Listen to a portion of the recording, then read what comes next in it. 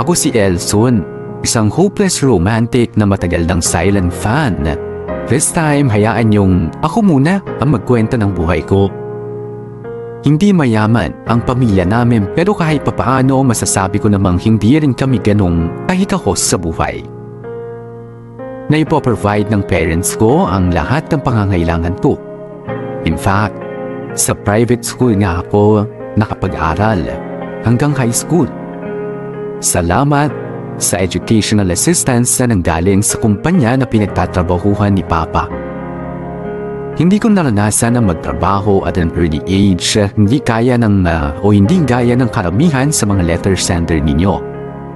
Pero hindi ibig sabihin nun, hindi na ako nakaranas ng pagsubok sa murang edad. Matagal kasi nag-suffer sa heart complication ang mama ko. Ang paliwanag sa akin ni Papa, naman na daw yun ni Mama mula sa parents niya. Naalala ko na pabalik-balik noon sa ospital ang mga magulang ko. Pinipilit na lamang namin na magkaroon ng positive outlook sa buhay kahit na sobrang bigat na ng mga pinagdaraanan namin. Natapos lamang ang chapter na yun ng buhay namin nang tuluyan na ngang namaalam si Mama.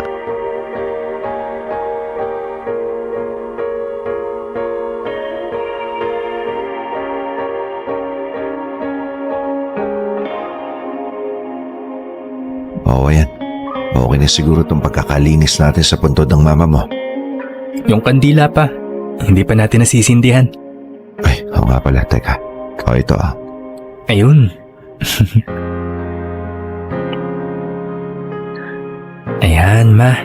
Dinalhan ka na namin ng paborito mong bulaklak. Hindi naman yan yung paboritong bulaklak ng mama mo eh. Ang paborito niyang bulaklak, chicharong bulaklak. Si Papa talaga puro kalokohan. Hindi, pinapatawa lang kita. Baka kasi maiyak ka na naman eh. Miss na miss ko na si Mama pa. Ako din naman eh. Sobrang miss na miss ko na yung mama mo. Sayang no, hindi man lang niya ako nahintay na graduate. Yun ay kung makakagraduate ka. Si Papa talaga. O siya, mauna na ako sa labas ha. Sumunod ka na lang kapag tapos mo ng kausapin ng mama mo. Sige po. Huwag kang iiyak dyan mag-isa ha. Asa? Hindi na muna kami magtatagal, Ma. May assignment pa po ako eh. Hayaan nyo, dadalasan namin ang pagpunta dito. Oh, anak. Uwi ka na maaga, ha? Opo, Daddy. Huwag mong daling kung saan yung bisikleta mo. Okay po. Siya ulit? Palagi na lang siya nagbibisikleta dito ah. Uwi na nga rin ako. Hi! Hello? Palagi kitang nakikita rito. Taga rito ka ba? Dito? Sa sementeryo? Okay ka lang? Ibig kong sabihin, malapit lang ba dito ang bahay nyo? Dalawang sakay lang ng jeep. Okay. Ikaw ba? Palagi rin kitang nakikitang nagbabike dito eh. Napapansin mo rin pala ako. Medyo malayo rin yung bahay namin pero may bike naman ako kaya madali akong nakakapunta rito. Madalas din ako pag weekend o kaya after classes dito ako dumidiretso. Masarap kasing magbike dito eh. Bakit? Saan ka ba nag-aaral? Sa National High School sa may bayan. Anong year ka na? 3rd year, ikaw? Pareho tayo. Pero sa private ako nag-aaral. Siguro mayaman kayo, no? Kasi dito sa Memorial Park nakalibing yung nanay mo tapos private ka pa nag-aaral. Hindi kami mayaman. Sagot ng company na pinagtatrabahuhan ni Papa yung pagpapalibing kay Mama. Tapos yung pag-aaral ko naman, 50% yung shoulder nila. Galing naman. Nakakainggit. Bakit pala gustong-gusto mong mag-bike dito sa Memorial Park? Kasi mahangin dito eh. Tsaka tahimik. Sobrang konti lang ng taong pumupunta rito kumpara sa plaza. Doon kasi ang daming tendero at saka sasakyan na maiingay. Sabagay. Nga pala, kapag may time ka, samahan mo ako mag-bike rito. Para naman hindi ako mag-isa rito, no? Total, madalas mo rin naman puntahan yung mama mo eh. Wala akong bike eh. Pabili ka na lang sa papa mo. Mukhang marami naman kayong pere eh. Sige na. O sige, susubukan ko magpabili. Yun! Asahan ko yan ah. Tignan natin. Ikinwento ko lang sa inyo saglit yung tungkol sa pamilya namin, lalong-lalo na nga yung tungkol kay Mama. Pero ang totoo, itong kwentong ibabahagi ko sa inyo ngayon ay hindi kwentong pampamilya. Oo, sige, isisingit ko ang papa kong makulit from time to time. Pero sa majority na itong sulat ay si Jade ang ibibida ko. Matagal ko na nakikita si Jade na namimisikleta sa Memorial Park kung saan nakalibing si Mama. Hanggang sa in-approach niya nga ako noon at nagsimula na ang friendship namin. Yes, friendship.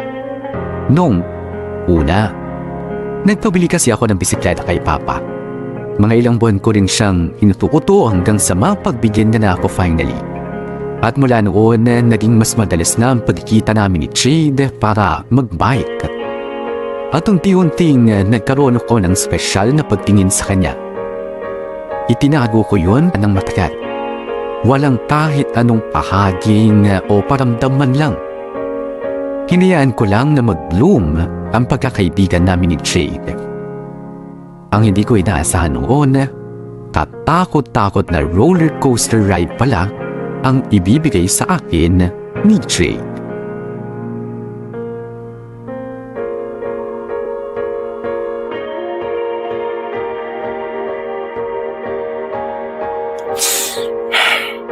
Manong, pabili nga po sa malamig. Ito po, bayad. Ay, bad trip talaga yung teacher na yun. Ay, nako. Elson? Jade, Ikaw nga! pauwi ka na? Oo, ikaw. Oo, bumili lang ako saglit na sa malamig kasi nag-iinit ulo ko eh. Bakit?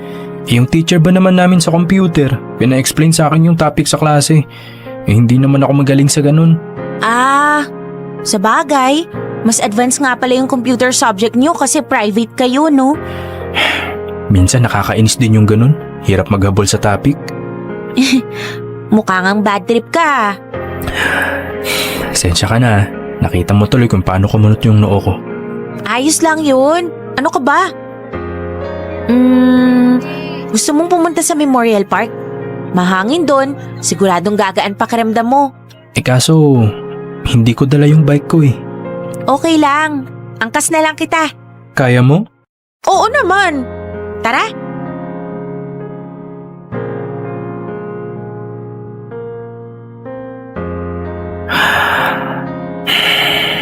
Gumaan na ba pakiramdam mo ngayong nakausap mo na ulit ang mama mo? Salamat ah. Alam na alam mo talaga kung ano yung magpapagaan ng loob ko. Wala yun.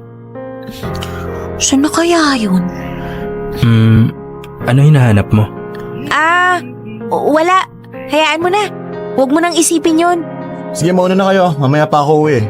Ox, kita-kits na lang bukas ha. Sige. Ayun! Ayun na siya. Sino? Si Ace.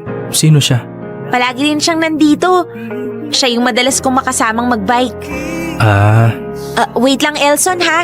Puntahan ko lang siya saglit. Teka, iiwan mo ako dito? Babalikan din kita. Diyan ka lang ha. At malulunod sa mga bakit at sana.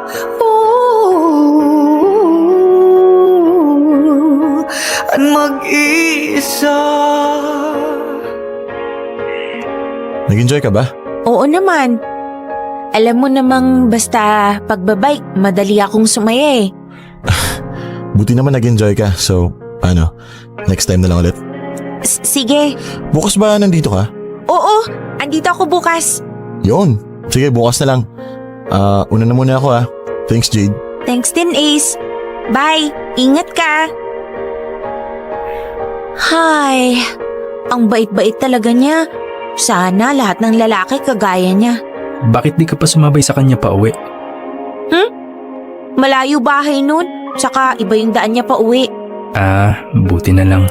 Ano? Wala. Hindi na pala kita sasamahan bukas. May Ace ka na pala eh. Uy, grabe ka naman. Samahan mo naman ako kahit papunta lang dito. Tapos iiwan mo ulit ako dito tapos sasama ka sa Ace na yun. Sama ka na lang sa amin bukas. Wala ka kasing bike kaya hindi kita naisama kanina. Elson, nagtatampo ka ba? Huwag mong sabihing nagsiselos ka kay Ace. Excuse me, ako magsiselos? Ba't naman ako magsiselos doon? Friend lang naman kita. Sabagay. Alam mo, Elson, buti na lang nabanggit mo na friend lang ang tingin mo sa akin. Oo naman. Friend lang. Bakit? Ano ba inaasahan mo? Inaasahan ko na sana friend nga lang talaga tayo. Kasi may aaminin ako sa'yo eh. Ano yun? Huwag mong sasabihin kahit kanino ha. Lalo na kay Ace. Wala naman tayong common friend eh. At saka hindi naman kami close nung Ace na yun. Ay, oo nga pala.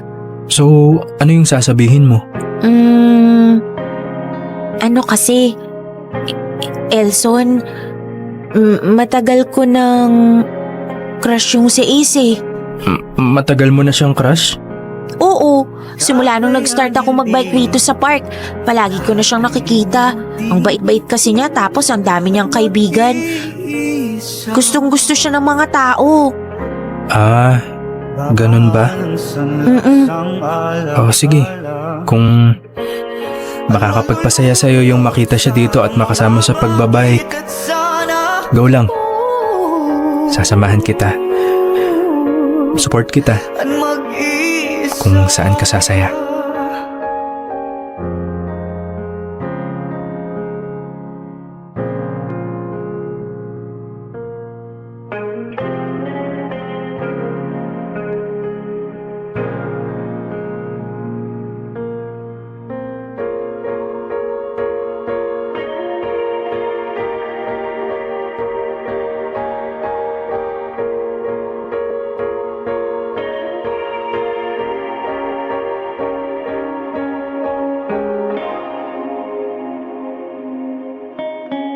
Ang tagal ko nang nakakasama si Jade, pero noon ko lang nakitang nadiwanag ang mga mata niya sa saya nang dahil sa isang tao.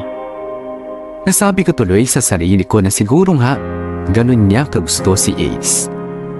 At bilang isang kaibigan, masaya akong nakikita siya na masaya at excited. Kahit na ang totoo ay may konting kirot akong nararamdaman. Hindi ko nagawang pigilan ang kirot na nararamdaman ko. Ipinagpatuloy ko ang pagsama kay Jade para lang magkaroon siya ng pagkakataon na makita nga si Ace. Medyo may pagkamasokista ako sa parting yun. Pero para sa akin, win-win situation din naman yun. Magiging masaya si Jade at magkakaroon ako ng mas maraming oras para makasama naman siya. At mali natin later on, baka habang tumatagal ay ma-divert din ang atensyon ni Jade sa akin at ma-develop siya dahil ako ang mas madalas na nakakasama niya. Yun ang ginawa kong pampalubag loob habang naghihintay ng perfect chance para sa aming dalawa.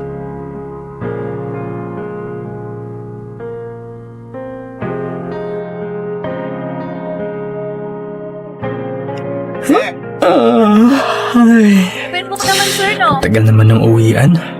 Ba't kasi sobrang late ng last period ko eh. Sana ba group na lang? Si Jade? Ano na naman kaya agenda nito? Hello? Elson? Oh, singhot-singhot ka dyan. Sinisipon ka? Naman eh. Huwag mo sabihin umiiyak ka. Ano bang gusto mo? Gumawa ako para maniwala kang umiiyak ako? So, umiiyak ka nga? Bakit? Ano problema?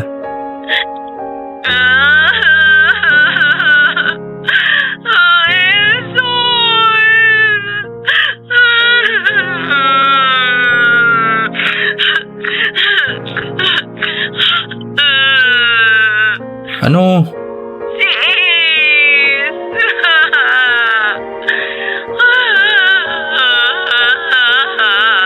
O ano nga nangyari? Ano nangyari sa kanya parang gumawa ka ng ganyan? Ano, nalaman mong bading siya? Hindi.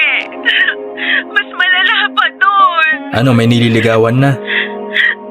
May girlfriend na siya. May girlfriend na siya? Oo. Sana all. I mean, hawa ka naman. Sama loob mo. Siyempre. Ge, handa mo yung bike mo, dadaanan kita. Padyak tayo. Ipadyak natin lahat ng sama ng loob mo.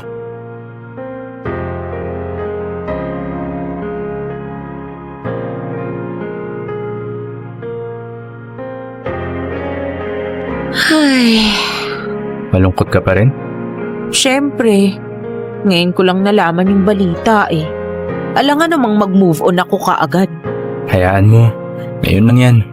I'm sure paunti-unti makakalimutan mo rin. Nandito naman ako eh.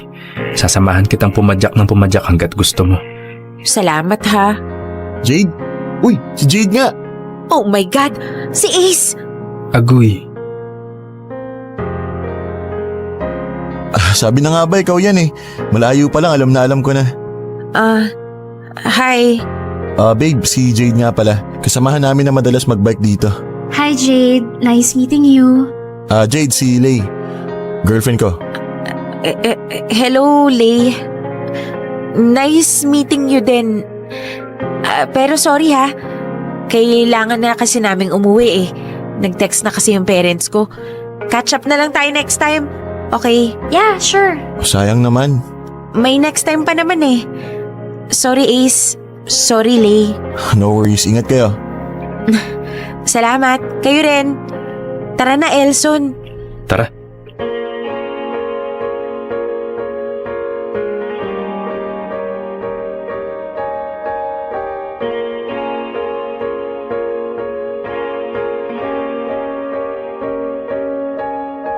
Huy, bilisan mo naman pumadyak, naiiwan ka na oh. Sige. Eto na, bibilisan ko na. Alam mo, okay na rin yung ganito, nagbabike tayo. Kahit papano makakalimutan mo yung sakit.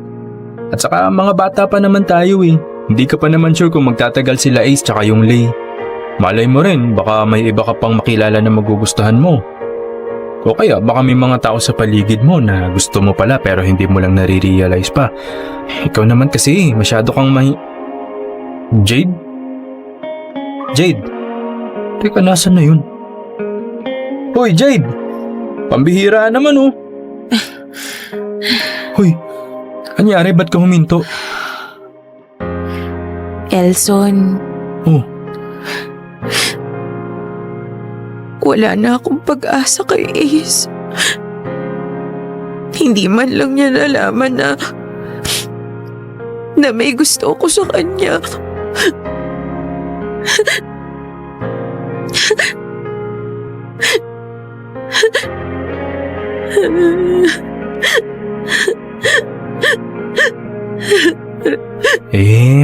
Hayaan mo na yun.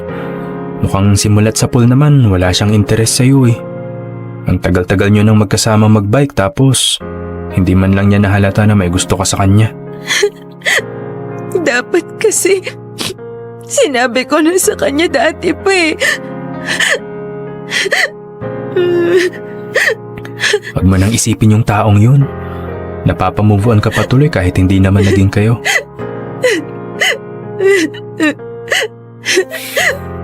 Lilipas din yung sakit na yan. Ngayon lang yan, maniwala ka sa akin.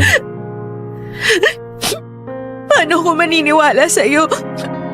Hindi mo naman nararamdaman yung nararamdaman ko.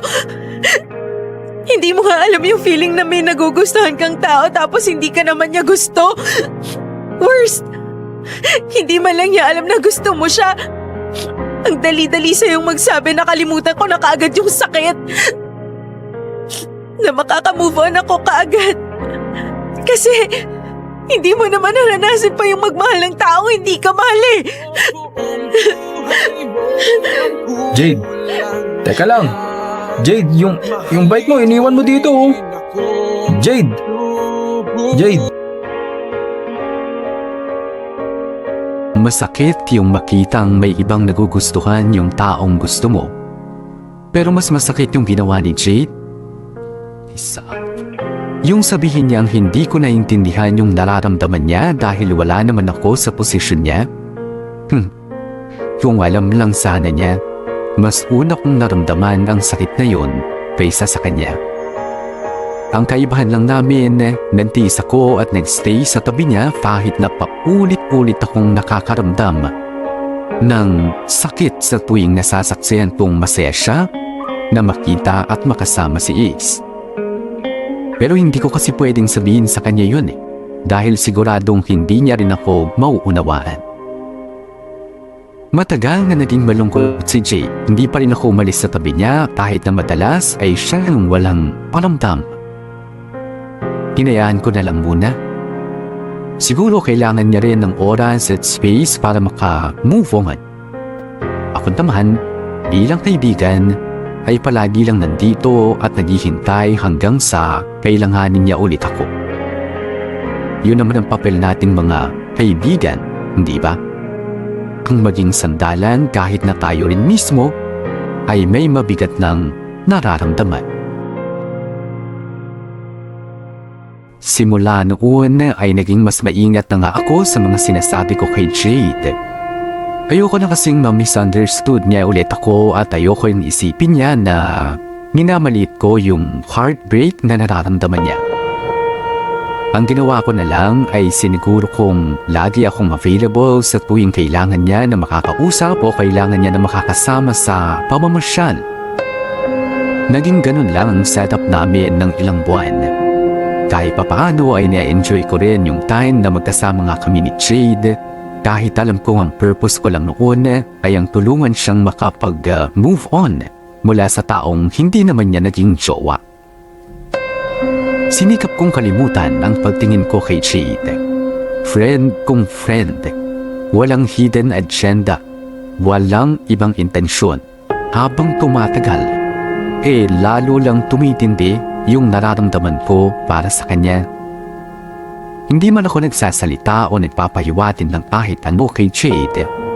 Alam kong darating yung araw na magkakaroon na ako ng lakas ng loob na umamin sa aking tunay na nararamdaman para sa kaibigan ko. Ayan, nandito na tayo. Salamat sa paghatid ha. Wala yun. Hindi ba sumakit yung pawitan mo sa pag-angkas sa bike? Sorry dami kasing lubak eh. Hindi naman. Saka, sanay din naman ako. Alam mo naman yun eh. Oo nga pala. Nauna ka pa palang naging biker kaysa sa akin. Elson? Hindi mo naman kailangan gawin to eh. Ang alin?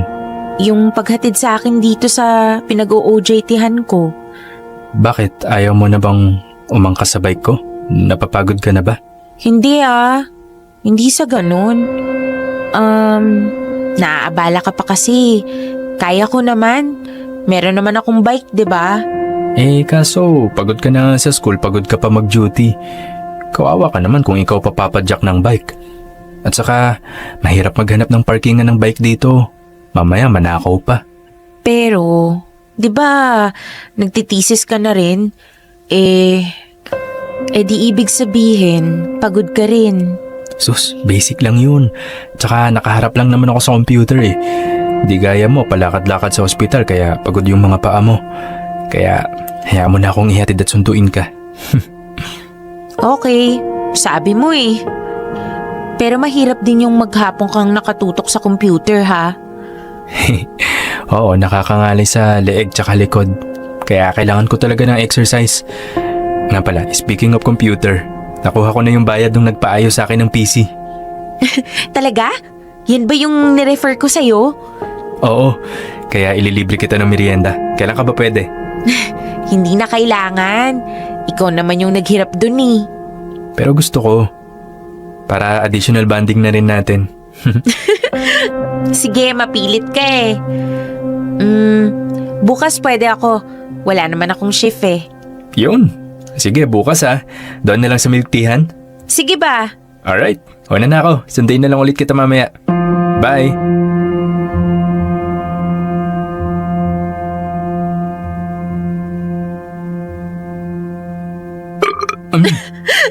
Busog ka pa rin sa kinain natin? Oo eh, nakakabusog pala yung in-order natin. Ikaw ba hindi ka nabusog? Nabusog naman. Pero medyo bumaba na rin yung kinain ko kasi malayo-layo na rin yung nilakad natin. Weird no? Sanay na sanay tayong nagbibisikleta kaya naninibago na tayo sa paglalakad. Oo nga eh. Pero masaya naman. Masaya naman talaga kapag kasama ka eh. Araw-araw nasisilayan ang iyong ngiti. Ikaw ha, bumabanat ka na ngayon ha. Ba't di ka kaya maghanap ng pwede mong juwain para magamit mo yung mga banat mo? Ang dahilan Aba, mukhang meron na. Yung mga ganyang ngiti mo, naku, isa lang ang ibig sabihin yan, na meron ka ng special someone. Yihi! Kilala ko ba siya? Jade, may itatanong ako sa'yo. Medyo personal. Ano yun? Palagay mo, nakamove on ka na kay Ace? Ay, well, masakit pa rin na hindi ko man lang nasabi sa kanya yung feelings ko kaya hindi ko tuloy nalaman kung may chance ba na maging kami. Pero nakalimutan ko na rin yun. Kung hindi mo nga pinaalala, baka hindi pa siya sumagi sa isip ko eh. Ay, sorry. Dapat pala hindi ko nalang binanggit. Okay lang? Bakit mo pala natanong? Kasi ano sana, itatanong ko sana kung kumusta na yung puso mo ngayon. What do you mean? I mean, palagay mo ba ready ka na ulit magmahal? Hindi ko alam eh. Siguro kung may magpaparamdam sa akin na mahal niya ako, oo. Eh, paano mo ba malalaman na mahal ka ng isang tao? Kapag gumagawa na siya ng paraan para maging komportable ako, yung tipong hindi siya nagsasawa na iparamdam sa akin na mahalaga ako sa kanya, yung nagbibigay siya ng time sa akin, ganun. Ako? Ikaw? Oo. Anong ibig mong sabihin? Ako ba, hindi ba sapat yung mga ginagawa ko para maramdaman mong mahalaga ka? Na mahal kita? Oo, nararamdaman ko naman na mahalaga ako sa'yo. Pero, iba naman yung sa'yo, Elson. Yung sa'yo, mahal bilang kaibigan. Iba naman yung bilang kaibigan, 'di ba? So, hindi ako pasado bilang kaibigan? Hindi. Bakit naman? Kasi, ever since, friend lang talaga tayo eh. Lagi kang nandyan para sa akin. Sanay na tayong ganun. So, I find it awkward na maging higit pa dun. And, never rin namang sumagi sa isip ko na magkakagusto ko sa'yo. And for sure, hindi ka rin naman magkakagusto sa akin. Kasi, nakita mo na lahat ng bad sides ko eh. Alam mo rin kung sino yung unang minahal ko. Pati yung unang heartbreak ko. Ang martyr mo naman kung mamahalin mo pa ako despite all that, di ba? Exactly. Ibig kong sabihin, exactly. Ang martir ko naman kung magkakagusto ako sa'yo, di ba? Ako naman nagtatanong lang. Huwag kang mag-alala, wala pa sa isip kong magjowa. Busy pa ako sa school at saka sa practicum. Kaya matagal-tagal pa ako bago maging busy sa ibang tao. Sa ngayon, enjoy muna natin yung friendship natin, okay? Yup. Kaya ikaw, huwag ka rin munang magjojowa. Bakit naman? Porket hindi ka nagjojowa, wala na rin akong karapatan. Kung meron ka na talagang prospect girlfriend, di go. Hindi naman kita pipigilan. Pero sa ngayon kasi, ayoko pang mawala ka. Ayoko pang mawala ng kaibigan.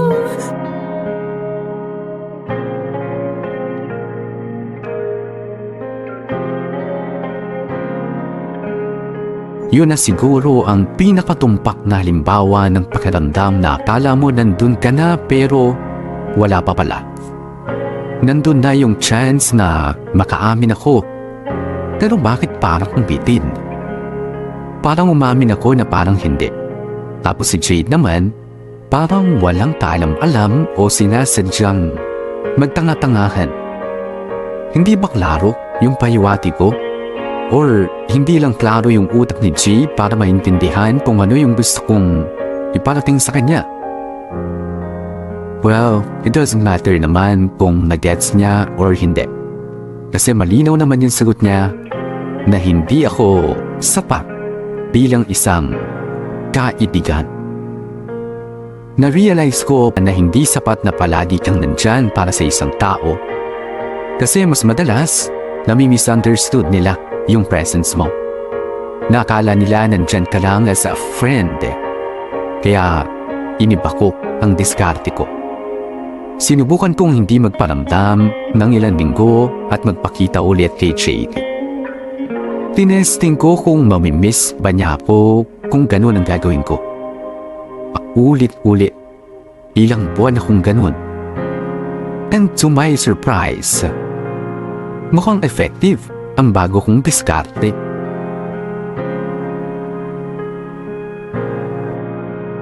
Siguradong masosorpresa si Jade pag nakita niya ako. Makaalis na nga. Jade? Tao po! Jade? Elson? Hi! Anong meron? Napadaan ka. Asan bike mo? Nasa likod ng bahay. Bakit? Tara, gala tayo. Saan naman? Sa malayo. Di ba gusto mo magbike sa overlooking? Sira. Alanganing oras na, no? Tsaka pagod ako. Kaya ko nga dinala yung owner ni Airpat Ayan Hindi ko na kayang pumadyak sa paahon. Siyempre kapag nakaahon na tayo, ipapark ko na tong sasakyan somewhere. Tapos saka na tayo magbike. Ano, G? Oh, bakit dadalhin ko pa yung bike ko kung may sasakyan naman pala? Asan bike mo? Nasa likod? Ako na kukuha, magbihis ka na, okay? Ay, sige na nga. Kulit mo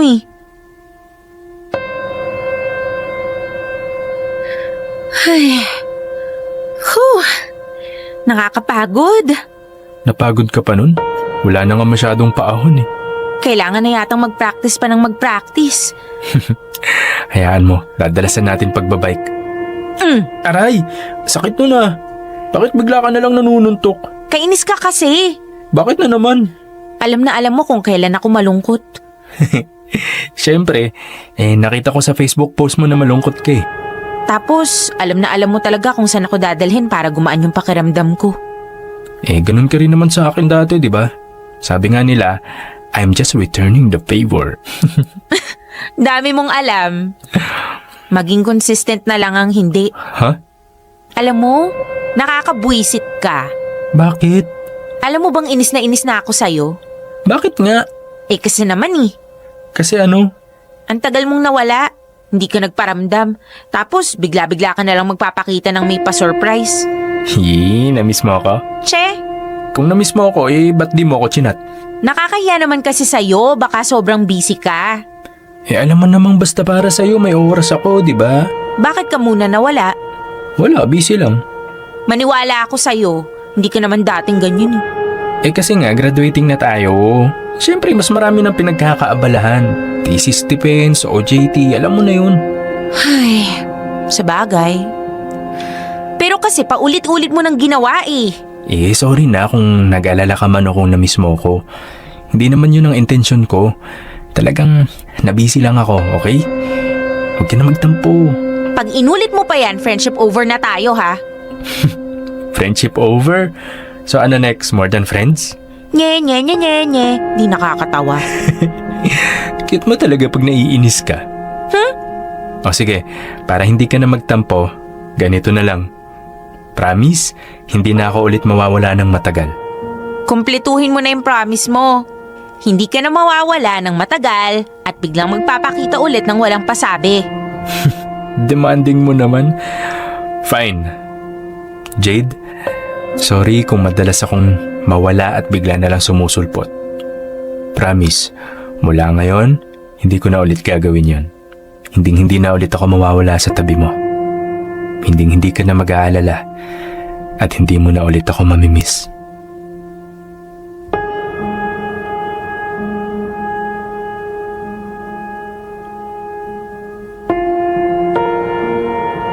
promise, hindi na ulit ako mawawala. Yan ang kauna-unahang pangako na hindi ko tinupad sa buong buhay ko. Gustuin ko man na palaging maging available para kay Jade, hindi na rin pwede. Graduating student ang kami pareho noon kaya naging abala ako sa thesis, sa OJT at kung ano-ano pa. Sumali rin ako sa mga pa-contest sa university noon at tumating pa yung time na isa ako sa mga inilalaban sa inter-university competition. In short, naging busy ako sa sarili ko at sure akong alam ni Jade yun dahil palagi akong nagpo-post sa social media. Noong mga panahong yun, parang pansamantala ring nawala sa isipan ko si Jade. Medyo confusing. Pero somehow na-enjoy ko yung feeling na maging focused sa sarili ko. Nagulat na lamang ako na yung hindi ko pagpaparamdam kay Jade ay naging natural na sa akin. Na hindi na siya parte ng diskarte ko lang. Lahat ng energy ko ibinuhos ko sa sarili ko hanggang sa magkaroon lahat ng yon ng magandang bunga.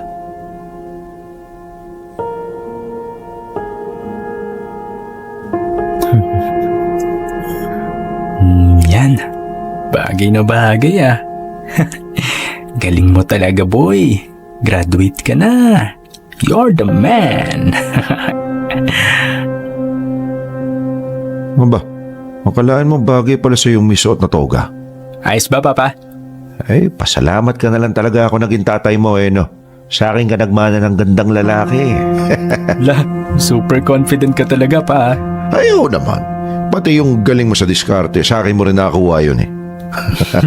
Sige na pa, para lang matigil ka na. Pero parang meron kang hindi namana sa akin eh. Ano naman yun? E di yung diskarte sa nililigawan. La, Kasi, tingnan mo anak ha, kagraduate ka na't lahat. Pero wala ka pang pinapakilala na girlfriend sa akin. O kaya kahit nililigawan man lang. Maliban na lang kung tinatago mo lang sa akin. Bakit? May tinatago ka ba? Ha? Sus! Wala pa. Sus, wala pa sa isip ko yung mga ganyan. Inuna ko lang yung pag-aaral ko. Kita nyo naman never ako nagkaroon ng bagsak, di ba? Mabuti na yung ganun anak. Pero ngayong graduate ka na. Oras na rin para maranasan mo rin yung pakiramdam na magkaroon ng minamahal. Ha? Okay? Okay, fine. Tara na nga, baka mamaya di ko pa maabutan yung graduation ko sa sobrang dami yung kwentong barbero dyan eh.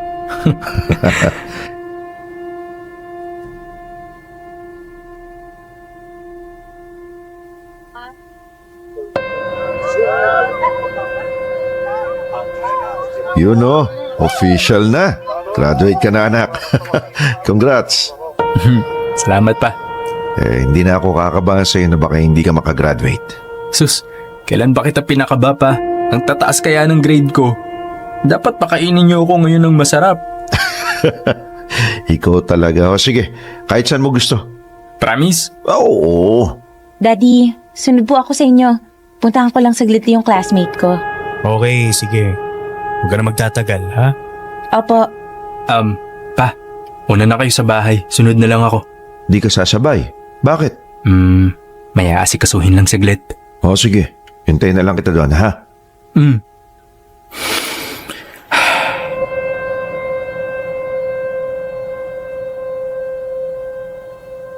Jade, sandali lang.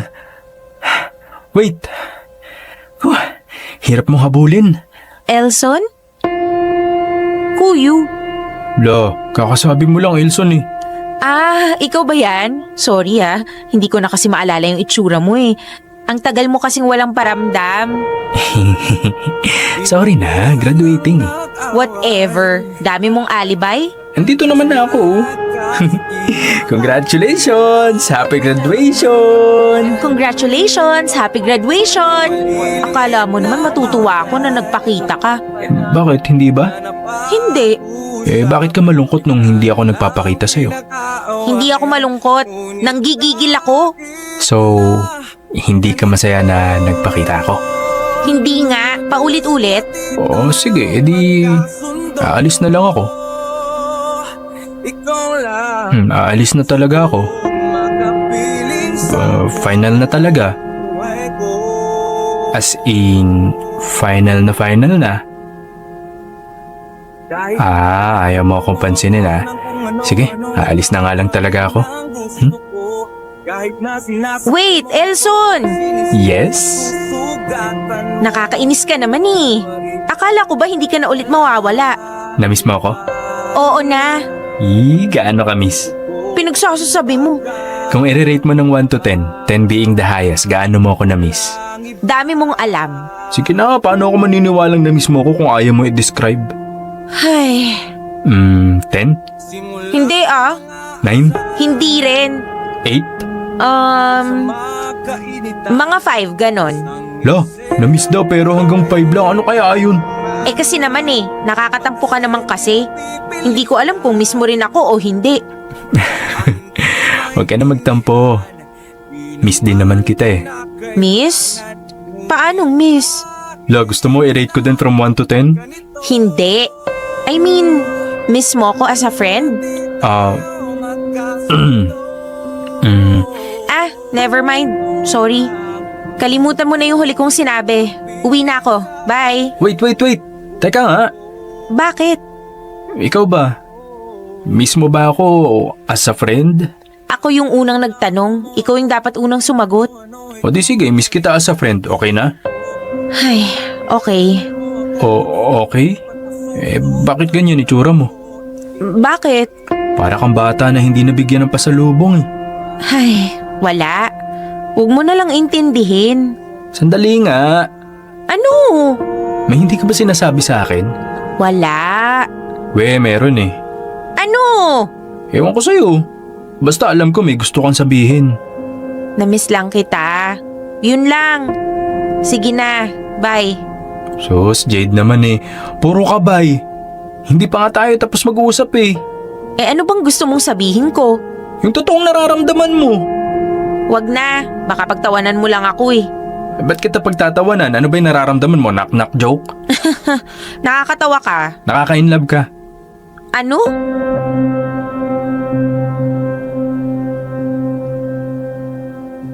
Ayan na, ako na umamin para sa'yo. Tagal mo eh.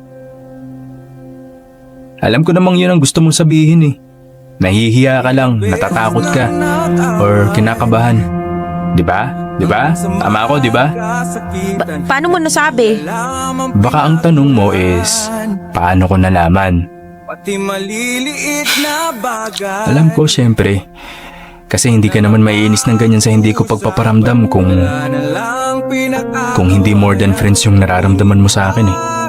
Dahil lang doon? Halata kaya? Sa pagtatampo mo, sa pagkainis mo, malinaw ang sign sa akin, Jade. Huwag ka naman kunwari, sus. At saka, alam ko, kasi yun din ang nararamdaman ko eh. Matagal na. Matagal na? Oo. Naalala mo nung tinanong ko kung ready ka na magmahal ulit? Oo. Yun na yun. Hina mo naman kasing pumikap ng pahiwatig eh. Eh ba't kasi hindi mo klinaro? Hindi kasi klaro yung utak mo, kaya hindi mo na-gets. Teka, sandali nga. Ano ba to? Nag-aamin na ba tayo o nag-aaway? Ikaw lang naman ang aaway eh. Ako nakaamin na ako, ikaw ba? Ano? Jade! Anak! Hindi ka na! Naghihintay na yung service natin sa labas ng gate. Ayan, dumating na tuloy si Daddy. Sige na. Saka na lang tayo mag-usap. Hala, pag-iiti naman masyado to. Kakainis. Happy graduation na lang muna. Congrats, Elson. Bye! Tingnan mo tong babaeng to. Kainis. Pero at least nakaamin na ako. Hindi ko in-expect yun ah. Hala, kilig ka naman Elson, huy. Ngiti-ngiti ka dyan mag-isa para kang baliw. Hala.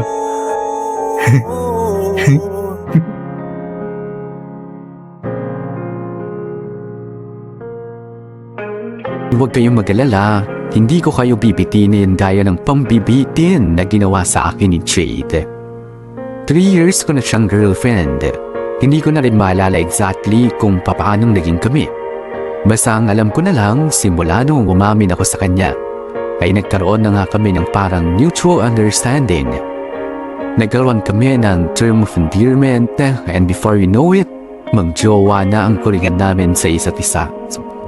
Nagkasundo na lamang kami na yung date ng graduation namin ang aming maging monthsary or anniversary. Huwag niyong galiahin yung ginawa ko na sinadyang hindi magparamdam at bigla na lamang lumitaw. Hindi sa lahat ng pagkakataon ay effective yung ganun. Instead, maging sincere sa pag-aayos ng sarili. Focus on giving attention to yourself hanggang sa pati ang attention ng ibang tao ay ibigay na rin nila sa'yo. That's how you get someone to be interested in you, regardless kung kaibigan o kaibigan.